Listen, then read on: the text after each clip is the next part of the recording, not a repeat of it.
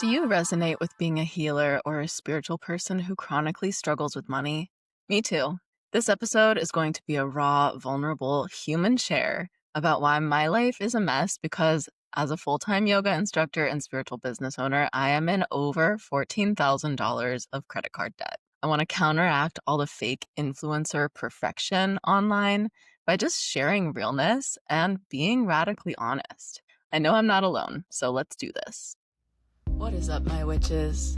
Welcome to the Queer Soul Alchemy podcast, where we help queer folks connect with supportive community, embrace their authentic selves, and explore spirituality, yoga, and astrology. I'm your host, Lee Davey. Welcome back, everyone. I'm your host and favorite queer NB priestess, Lee Davey, your humble soul shepherd, your inner alchemy doula. Your dad on vacation? If your dad was an evangelist that took you to New York City on vacation just so that he could set up shop on a subway platform, but instead of yelling homophobic Bible verses into the megaphone, I would just be reminding everyone to stay hydrated and eat their greens in the name of our Holy Lord and Savior, Lady Gaga. Today's episode is another raw and vulnerable share about my personal relationship with money and finances. Something that is taboo and activating for many people. But y'all know that we love to normalize discussing topics that are considered taboo on this show. And in this episode, you'll discover the 4 paths of yoga according to yoga philosophy, how they should inspire your relationship with money rather than stunt it, and why you actually don't have to be poor to be spiritual. But it's also okay if you are. But first, new episodes of this podcast drop every Thursday on Spotify, Apple Podcasts, and YouTube. Wherever you're listening from, if you want to help this queer little podcast thrive instead of getting yeeted into the lawless digital black hole, then please leave us a like, a comment, and a nice little 5-star review. And make sure you subscribe, honey, so that you can see more of me and I can see more of you. Send this to your coven members so that other queerdos can find this magic. And don't miss out on exclusive access to my free self-care resource guide, which I've specifically curated for you to support your journey with spirituality. To download this guide and receive exclusive insights and resources directly in your inbox, please sign up for my email newsletter on my website at youareloved.one/pod. What do you guys want to hear about next? You can email me anytime at paisleyparvatidevi@gmail.com. Tell me your story, and I'll share it with your consent, because sharing our stories makes us stronger together. Speaking of y'all's stories, I shared a little bit about this topic on my Instagram recently, and I received several comments from people saying that they resonated with it. So I thought it might be worth a share on the podcast as well. And with the current astrological transits that are happening, right now, my second house of wealth and finances is being highlighted. So it felt like good timing because this is something that's been coming up really strongly for me too. So why is money important to address on the spiritual path? And how should spirituality inspire your relationship with money rather than stunt it? Okay, y'all, let's get real. So yes, my life is a mess indeed because I'm in a shit ton of credit card debt.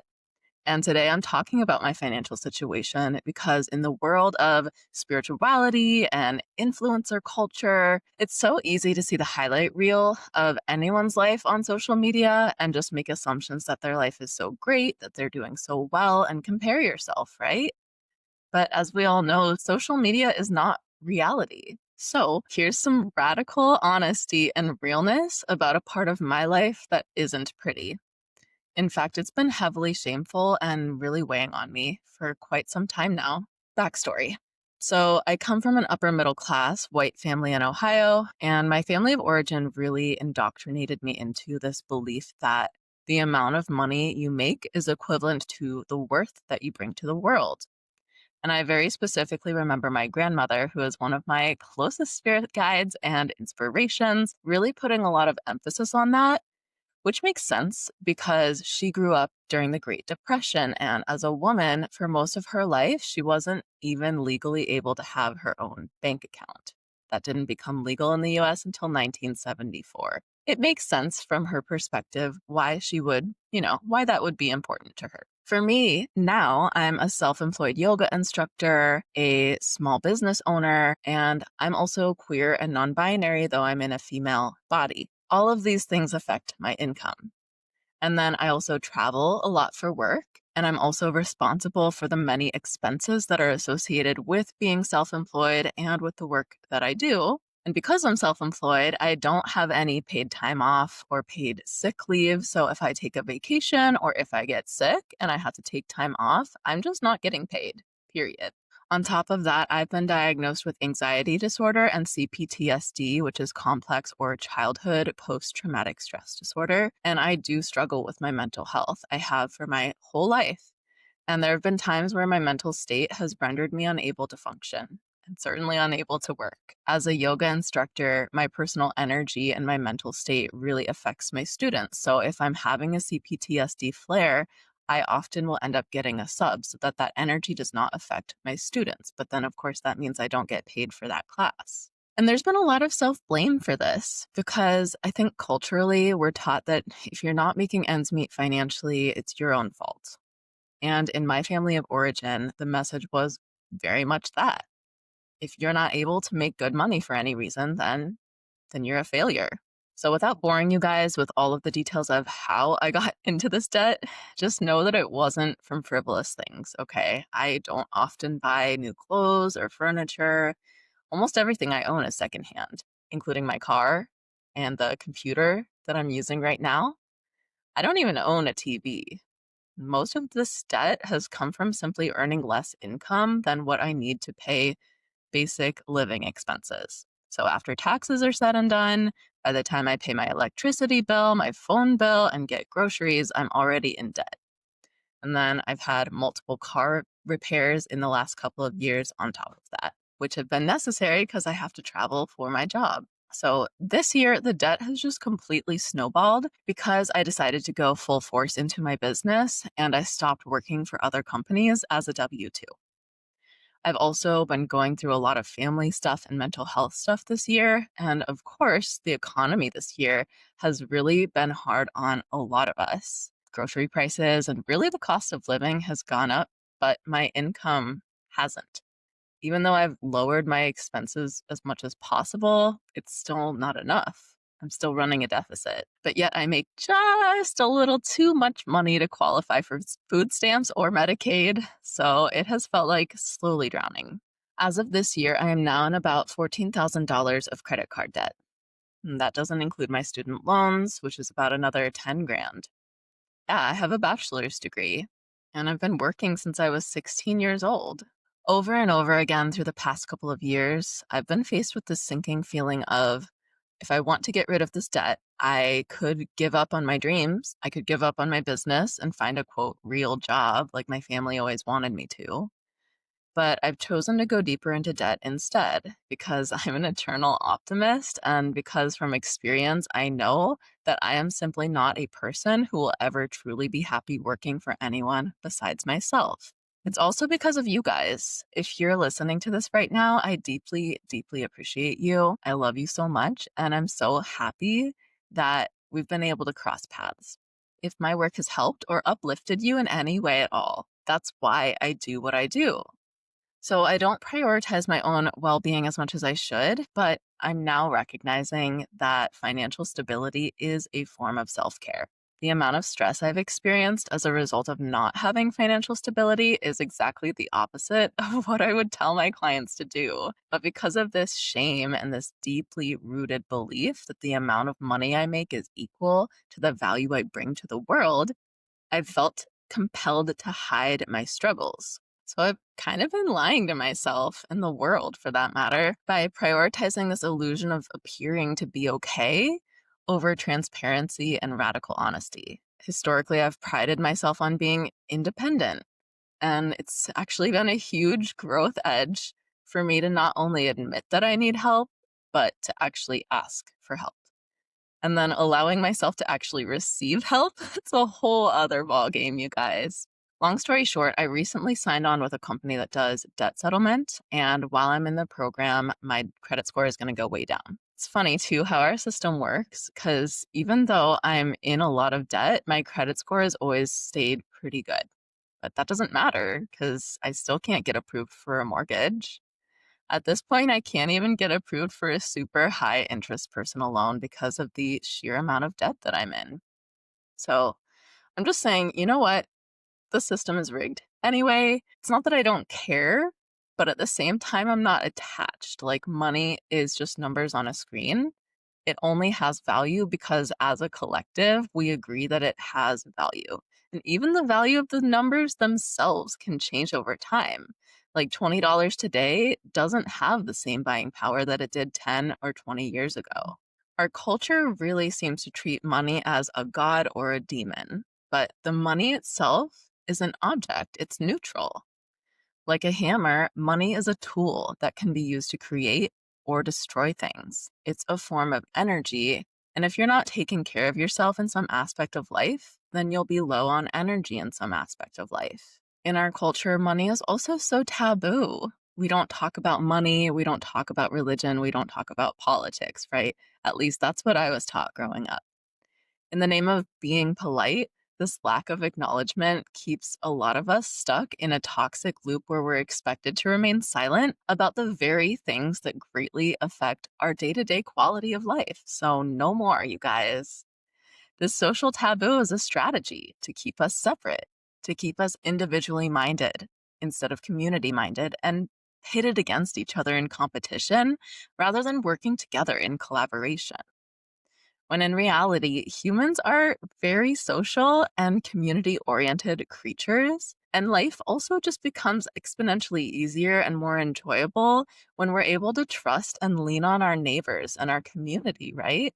Now, as y'all may know, I do not consider myself to be the most polite person. And on this podcast, we intentionally discuss taboo topics because staying silent and avoiding certain things is precisely what gives those things so much power over us. I also do want to acknowledge that in many ways, I've been very privileged in my life. And the reason I was even able to get approved for credit cards and my car loan is because of the background that I come from. My white privilege and generational wealth, of course, factors in. And although I've internally rejected those things, they still do benefit me. You know, like I can't change the color of my skin any more than the next person. And I grew up in a white middle class family that was able to send me to a good school and put me through college. While I certainly didn't receive what I needed emotionally growing up, materially, I have been very blessed. But I say that I've rejected some of this privilege because with that setup, I very easily could have gone the route of corporate life and become a banker or a pharmacist or something like my grandma would have wanted for me. But that's not what I chose. And I fully acknowledge that I even had a choice in the matter because I come from this place of privilege. I actually had the choice to become a yoga instructor. That is a form of abundance, right? I had the choice to become self employed. It's a choice that my female ancestors just didn't have in the past. My grandma didn't have that choice. And it's a choice that many people of color, immigrants, and people living in developing countries, especially queer folks and women, don't have even today. It's a choice that I may not have had the luxury of making if I was, say, disabled or chronically ill, or even if I had dependents, if I had children, right? So I just want to acknowledge that for people out there who are in those situations, all of this larger systemic stuff is so much more compounded. And I do take responsibility that I'm in this situation because it's ironically from this place of privilege that I've been able to even have the choice of rejecting the very concept of materialism. And in my quest for spirituality, I've internalized the very idea that making good money is inherently problematic. So even though part of me wants it, of course, I want to live a better life. Part of me also has strongly internalized this narrative that we hear a lot in spiritual circles that people only become wealthy by being greedy and that it's not possible to make money in a way that's spiritually sound, that it's not ethical to charge for spiritual services. And of course, that's the narrative, right? Like it doesn't have to be true, but it does feel like the world we live in that the people with the money aren't ethical, right? So I can see why people would come to that conclusion. And yet I'm also of the belief that people with good values and strong ethics are the ones who should have the money because they would use it to lift others up. And I know that I personally would never become a billionaire or even a millionaire because I would be using any wealth that I accumulate to immediately help others. So now I'm rewriting this lifelong narrative that I've had and flipping the script in the spiritual community, even though it's a hot take, it might be an unpopular opinion. So roast me in the comments if you will. But you guys, it feels good to just be honest and transparent because I've kept this really close to my chest. I've kept it hidden because it's been hard for me to be vulnerable and ask for help. And also because I felt ashamed, I felt like a failure. But now I'm sharing this on the internet for all to hear. So if this episode encourages even one person to continue pursuing their dreams, then in my opinion, it will have served its purpose. If you're listening and you're going through something similar to me, try not to let those numbers on your screen get you down. At the end of the day, they're just numbers. The only power that they really have is the symbolic meaning that we all agree they have, right? And before you say, wait, Paisley, money does matter so that people aren't homeless. I mean, yes, of course, I understand that point. But at the same time, if you need more proof of what I'm saying, look at all the billionaires who are very clearly miserable. Elon Musk, very clearly a very unhappy person, and yet he's is he the richest person in the world by now? And then look at all of the low income people who choose to be content with and grateful for what they've got. The story of A Christmas Carol may be old, but the character arc of Scrooge and the juxtaposition of Scrooge's character with Tiny Tim really illustrates exactly what I'm saying here. So the message of A Christmas Carol still rings loud and true today. And I just bring that up because of the season that we're in, right? Holiday season. So while the numbers on your screen are just numbers, love is real, you guys. Your loved ones are real. Your community is real. Give the people you care about a hug. That is real. Human connection is real. And your time is real. So how you spend it is important. Are you going to spend it slaving away just to pay back the credit card companies? Like, what do you truly value? Because how you spend your life and your time is extremely important. No matter where you're falling within this, I'm not saying any one perspective is right or wrong. I'm just sharing my own perspective. But I invite you guys to give yourself some forgiveness and acceptance because we're really all out here just doing the best we can with what we know. And life is hard, but life is worth living. So let's go ahead and move into some yoga philosophy next. Today, we'll be talking about the 4 paths of yoga as described in yoga scriptures, such as the Yoga Sutras and the Bhagavad Gita. And we'll tie this back in with the financial piece at the end. First path is Bhakti Yoga, the yoga of devotion. Devotion can be described as worship, loyalty, reverence, or love. And in Bhakti Yoga, devotion is directed toward some representation of the divine, whether that be an altar or spiritual practice like selfless service, also called karma yoga, which we'll talk about in a bit. There are many different perceptions of divinity, like whatever you personally resonate with. Devotion can actually be held toward everything, anything, even a concept, even money. And some people do devote themselves to money, don't they? Some people, money is their God. And again, I'm not saying that that's inherently good or bad. I'm just saying bhakti yoga, whatever you're doing, like no matter what type of work you do and no matter how much money you make, if you do it with devotion and with love, then that is bhakti yoga. That's the first of the 4 paths of yoga. So moving on to the second path, which is jnana yoga, the yoga of self-study. Jnana yoga is the yoga of wisdom, knowledge, and scholarship. And it often incorporates study of traditional yoga scriptures and studying the lives of saints. But it's primarily the experiential study of the self. And I'm talking capital S self, right? Like higher self. And the way that we study the higher self is by diving deeply into our internal world through meditation, self-reflection, and this self-study can help us begin to know the truth that lies within us all. And in knowing this truth, we can see past our own traps of ego identification and relieve our suffering. The popular term shadow work actually refers to the practice of jnana yoga.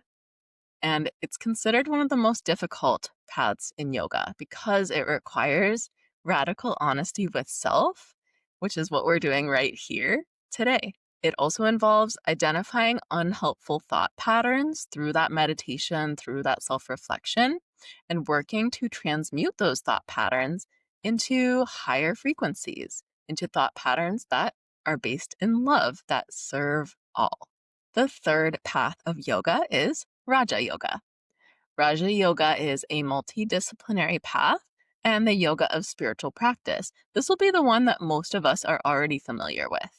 So the eight-limbed path, it's a traditional style of yoga, which is outlined in the Yoga Sutras of Patanjali, which are some of the primary yoga scriptures that are studied here in the US. If you do a 200-hour yoga teacher training, you will more than likely be studying this eight-limbed path of yoga, which is also sometimes called Ashtanga yoga. Ashtanga just means eight-limbed path. So this eight-limbed or eightfold path includes the yamas and niyamas, which describe ethical practices such as nonviolence. It also includes asanas, or the postures, that thing that most of us are familiar with when you go to a yoga class and do yoga poses. Those are the asanas, the yoga postures, and also pranayama, which is the yogic breathing techniques. So asana and pranayama, the poses and the breathing techniques, are physical practices. The yamas and niyamas are ethical practices to guide our life. And then the remaining four limbs of yoga explain the evolutionary process of meditation practice. So a full half of this practice, if not the full 100%, is actually heavily about meditation, which brings us back to that self-study, that self-reflection. And then self-reflection brings us to devotion, and then devotion brings us into selfless service. So you can see how, even though we're talking about four separate paths, they really all work together and kind of weave together naturally. Raja Yoga refines the physical, energetic, and mental bodies in order to prepare us for and support spiritual growth. And then finally, Karma Yoga. This is the yoga of action and of selfless service, and it goes hand in hand with Bhakti Yoga, the yoga of devotion. Karma Yoga is intended to bring liberation through selfless devotion to the divine in the form of all beings. Sound familiar? And this selfless service or this devotion allows the practitioner to see beyond the illusion of separation and to regard everything and everyone as divine, and also to regard self as divine, and also to realize that we are not, in fact, separate from each other. That illusion of separation is simply an illusion. So Karma Yoga embodies the golden rule, which my grandma always loved to remind me of, which is treat others the way that you would want to be treated, right?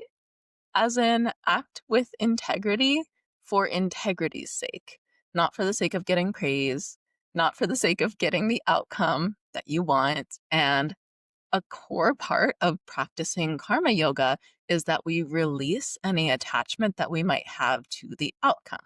So we're serving for the sake of serving the divine, because by serving, if you've ever volunteered, you've likely felt this, we can lift our own spirits and we can feel more connected and more love. We can experience more love by serving our fellow beings here on earth. So it's not about getting praise. It's not about getting some certain outcome. We do our best to actually completely release attachment to doing a thing in order to get another thing. We're just doing for the sake of serving and acting in integrity for the sake of integrity. Okay, so these are the four paths of yoga: devotion, self-study, practice, and selfless service. Now let's tie these concepts in together with the financial piece, and how can we filter our life's work and our life's daily experiences through the lens of these four yogic paths. And this also ties into why you actually don't have to be poor to be spiritual, you guys. In the spiritual community, again, there's a very strong narrative and bias that you can only become wealthy by being greedy, and that there's actually no ethical way to charge for spiritual services. Many ascetics and monks will take rites of renunciation, meaning that they renounce any worldly attachments, such as having their own money or having their own car, house, family, etc. But does this mean that they have to be poor? Not necessarily. It is fully possible to be unattached to the money that you have, whilst also working with large quantities of money. It's not about the money itself.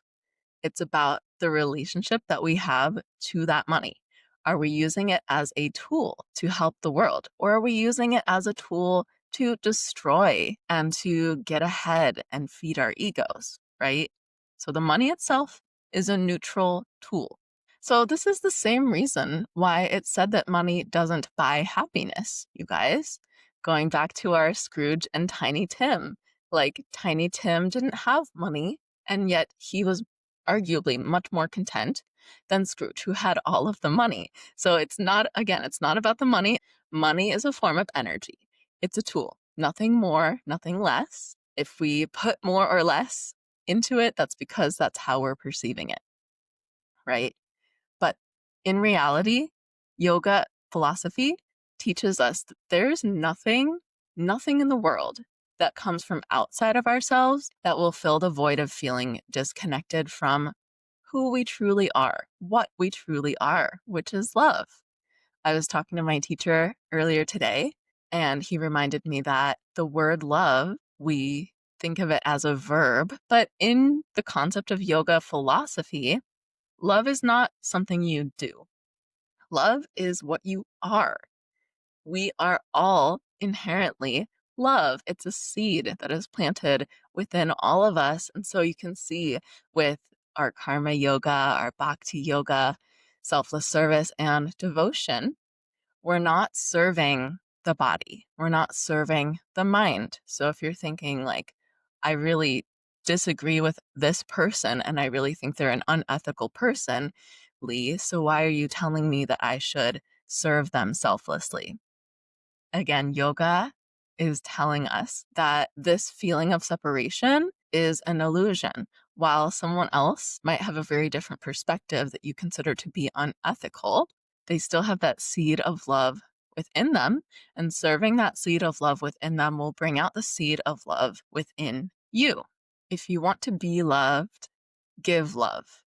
If you want to experience love, all you need to do is go within. The highest perspective is seeing other people from that perspective of love, regardless of if they are doing something that our ego doesn't agree with, right? We're living in a time when there's so much violence, so much anger, so much fighting, and a lot of division and strong opinions, right? The more that we argue and really try to hold firm to our personal beliefs and our opinions, the stronger that illusion of separation becomes. The moment we decide to set all of that aside and focus on love and focus on seeing everyone and everything from that lens of love, then this beautiful thing happens where love just completely melts our hearts and it creates that unity, that oneness, which is yoga. Yoga literally translates into to yoke or to join, to unite. So if we're in our ego, if we're holding really strong to our opinions and labeling other people as wrong and evil and bad, or labeling a thing as wrong and evil, like money, because we're so strongly holding on to our ego opinions and beliefs, right? Then we're going to strengthen that feeling of separation and we're going to cause more suffering, not only for ourselves, but potentially for others as well. As soon as we're operating from the mode of love, there is a tangible shift that happens that simply melts our hearts. It's not something that I can necessarily describe in words, you guys.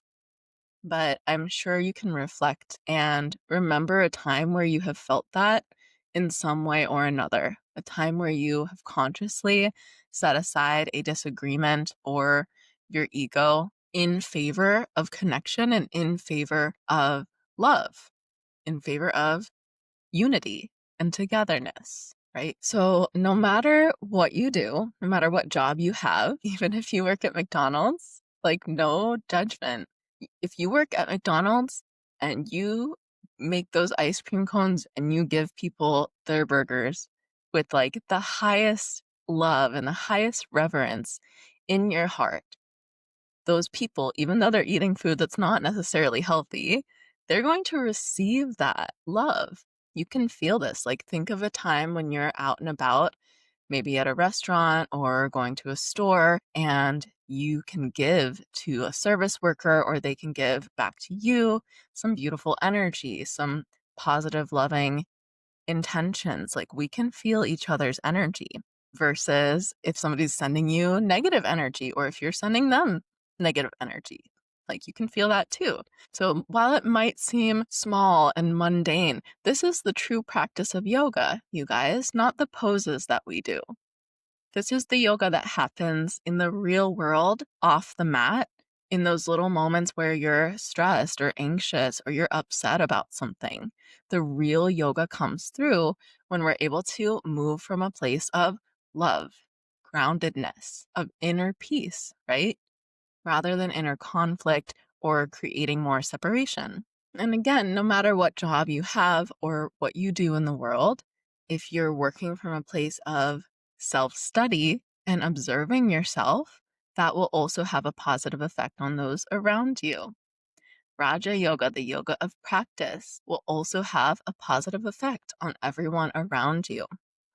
Maybe you've heard, if you've gone to a yoga asana class, your teacher might have reminded you that, we do these poses on the mat, but the real practice of Raja Yoga happens when you leave the room. It's those yamas and niyamas, that ethical framework, right? When we start putting into practice intentionally being nonviolent in our thoughts, words, and actions, that is when we start to have a strong, potent change within ourselves and spiritual growth within ourselves that just radiates outward, and other people can feel that. And it literally can make someone's day, you guys. I'm sure you've experienced at some point just being out and about, a random act of kindness or just really good energy from someone versus a random act of maliciousness and randomly receiving bad energy from someone. Like, that can be the difference between having a great day and having a bad day, right? So our energy is so important, and keeping our own personal energy high is really going to be the best for cultivating more unity, more community, and more gratitude and a sense of abundance, which then ties back into our finances, right? And then lastly, that karma yoga, the yoga of selfless service, doing for the sake of acting in alignment, acting in integrity, is its own form of payment. Volunteering and feeling that you're helping other people genuinely, that is its own form of payment. So when you're acting from that place, no matter what job you have or what you do, when you're acting from that place of selfless service and devotion, the gift, the payment that you receive in kind, is an energetic gift in return. Like, it pays for itself, so to speak, energetically.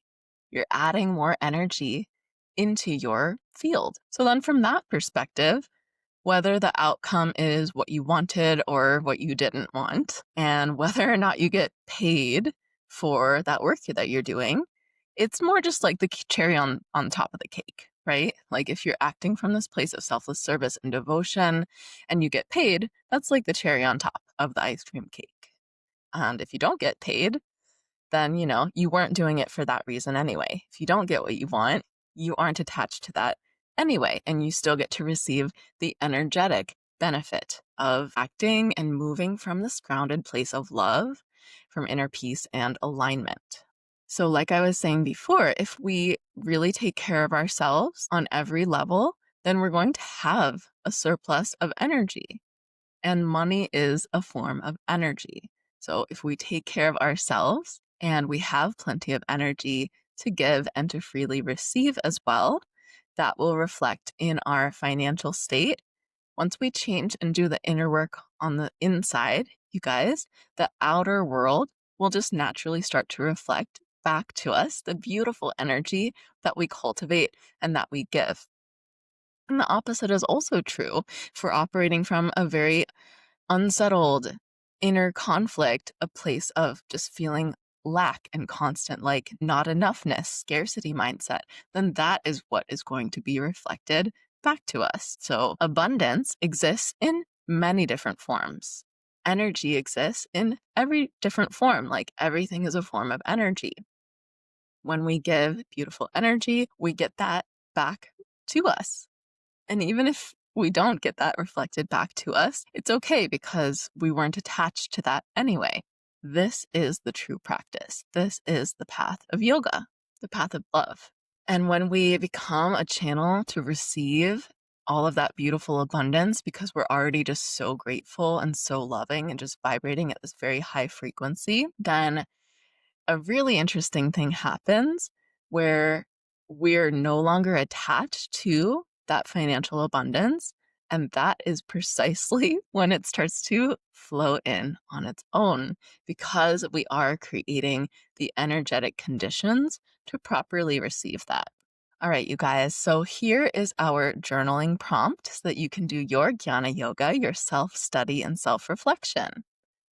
Go ahead and grab your journal and write down these questions, and you can kind of ponder and journal on them over the next week or so. What is your relationship to money like?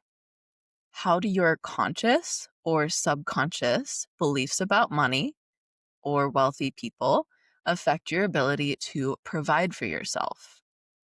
What inputs did your family of origin and your culture give you about money that you now have it's subconsciously affecting your relationship with money? And what systemic factors can you acknowledge affect your financial situation? And what might you do to circumvent those systemic factors? What would happen if you shifted your perspective to seeing money as a form of energy and a tool rather than something that we need to cling to because there's never enough of it? While a certain amount of money does improve a person's well-being by reducing stress, it's equally true that money itself cannot buy happiness. Money is neutral. So what is it that you actually value? Is it your time? Is it your relationship with your loved ones? Or if it is the money, there's no judgment there either. Just get clear on your values and your priorities and get clear with your energy and move really intentionally and mindfully toward what it is that you would like to cultivate. All right, y'all, let's seal this in with just a moment of meditation.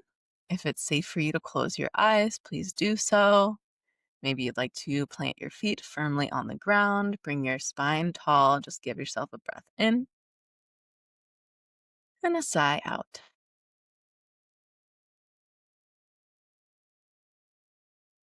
Let's do that again. Big breath in and a sigh out.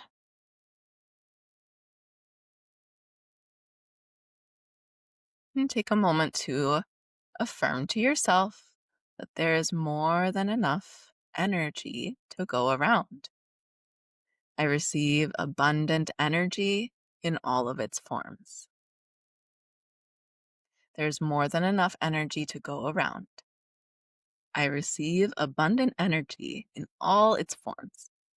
There is more than enough energy to go around. I receive an abundance of energy in all its forms. And so it is. All right, you guys. So to summarize, today I got vulnerable with y'all, sharing about my personal relationship with money and why staying silent about this taboo subject actually gives it way too much power over us. We briefly touched on the 4 paths of yoga: devotion, self-study, practice, and service, and how these should inspire your relationship with money rather than stunt it. And finally, we discussed why you actually don't have to be poor to be spiritual, and how shifting your mindset to seeing money as a neutral tool rather than something that is inherently good or evil can help you manifest more energetic abundance into your life and certainly manifest more peace and happiness by surrendering your attachments. For more helpful free resources, don't forget to download your self-care guide by signing up for my email newsletter on my website at yourloved.one/pod. Thank you for tuning in today. And until next time, let's stay connected and stay witchy. I'll talk to you soon, and blessed be. With all my love, Lee Davey. We're building a community legacy that will outlive us and protect future generations. Future queer kids in Ohio will grow up knowing that a safe space exists nearby for them. LGBTQ+ adults and families will have the support of a whole community behind them, a sanctuary to heal from trauma and to experience joy, safety, and connection. Have you ever wished that something like this existed? Now it can, and I'd love to invite you to help us build it. I'm Lee Davey, the Executive Director, Board Chair, and founder of the Queer Soul Academy, a 501c3 nonprofit spiritual organization and emerging queer sanctuary in Northeast Ohio. I founded Queer Soul Academy because my team and I saw a real need for a place where LGBTQIA+ people, women, and our allies could practice spirituality, connect with the earth, and feel completely safe to just be who they are. We plan to create a transformative sanctuary in Northeast Ohio, where yoga retreats, a farm animal sanctuary, and permaculture gardens come together to cultivate community around growth and healing. The Queer Soul Academy is first and foremost a dedicated space for members of marginalized communities. We believe that healing includes all beings, humans, animals, and the earth. To meet our team and learn more, visit our website at yourloved.one/nonprofit. Our first ever winter solstice fundraiser is happening on Yule, you guys. Sunday, December 21st from 11:30 a.m. to 4 p.m. at the Hinckley Reservation in Cleveland Metro Parks. Please join us for this heart-centered community gathering filled with queer joy, yummy food, hiking, raffle prizes, and a yoga class with live music in honor of the longest night of the year, otherwise known as Yule in paganism. Your tickets include your meal as well as raffle tickets. And they're donation-based tickets, you guys. Our 501c3 status means that your donations are completely tax deductible for 2025. So definitely donate ASAP if you want to be able to get that tax write-off for next year. Whether you can join us in person for the fundraiser or not, your generous support is what helps us make all of this happen. Every dollar given plants a seed, and small donations add up, you guys. Larger gifts and monthly donations will go a long way towards securing our permanent home that our community deserves. So if our mission and vision resonates with you, if you believe in queer empowerment, ecological healing, and spiritual sanctuary, then please consider making a tax-exempt donation today. You can also help us spread awareness by sharing this fundraiser with your loved ones and community on social networks. Don't delay, you guys. Our initial fundraising campaign launched on Giving Tuesday, December 2nd. We're asking for $100,000 by December 31st. And our fundraising platform will even email you a tax receipt so that you can deduct that donation from your taxes next year. This campaign closes at midnight on December 31st, so I invite you to please give now at the link that you see on your screen. You can scan the QR code on your screen or go to yourloved.one/nonprofit to donate now. Thank you so much for your support.